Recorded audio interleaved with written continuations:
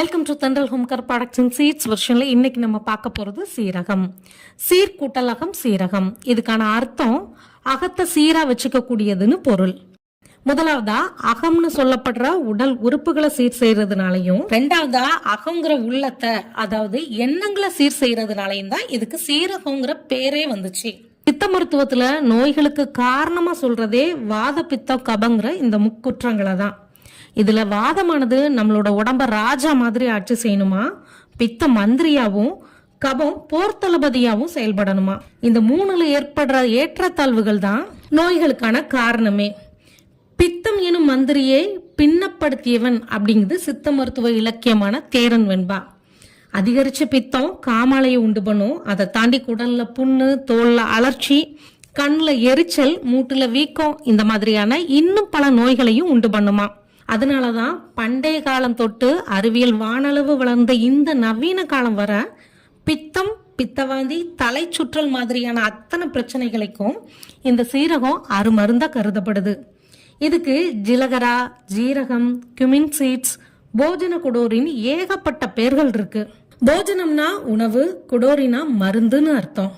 அதாவது இது உணவாகவும் பயன்படுது, அதே நேரத்துல நன்மைகள் பல செஞ்சு நோய்களை விரட்டக்கூடிய மருந்தாவும் பயன்படுதுங்கிறது தான் இதுக்கான அர்த்தம். இந்த சீரகத்தோட மெயின் ஆக்டே உடல் சூட்டை குறைச்சி பித்தத்தினால ஏற்படக்கூடிய அத்தனை பிரச்சனைகளையும் சரி செய்யறது தான்.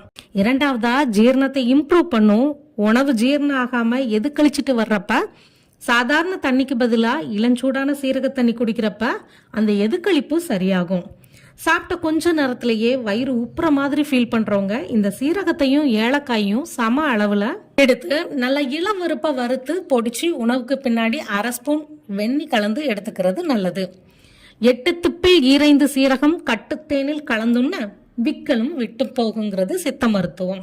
அதாவது 8 திப்பிலையும் ஈரைந்துங்கிறது 2 அஞ்சு, அப்போ 10 சீரகம். இந்த ரெண்டையும் எடுத்து பொடிச்சு தேன் கலந்து சாப்பிட்டா விக்கல் சரியாகுமா.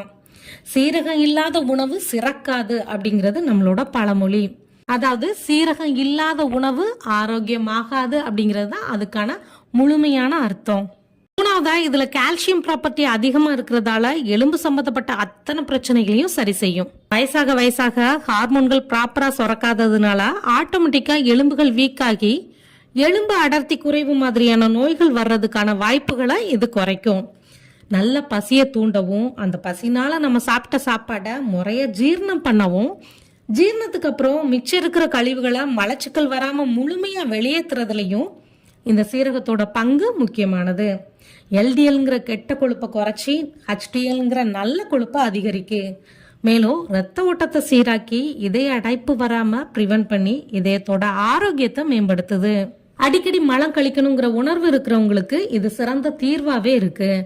கேஸ்ட்ரபிள், அல்சர் மாதிரியான பிரச்சனைகளை சரி செய்யுது, கை கால் எரிச்சலை போக்குது, மெட்டபாலிசத்தை இன்க்ரீஸ் பண்ணுது, சருமத்தை பராமரிக்குது, வயிற்றில் உள்ள புழுக்களை அழிக்கவும் கிருமி நாசினியாவும் செயல்படுது. எனர்ஜி கம்மியா இருக்கிற மாதிரி ஃபீல் பண்றப்ப சீரக தண்ணி குடிக்கிறது நல்லது.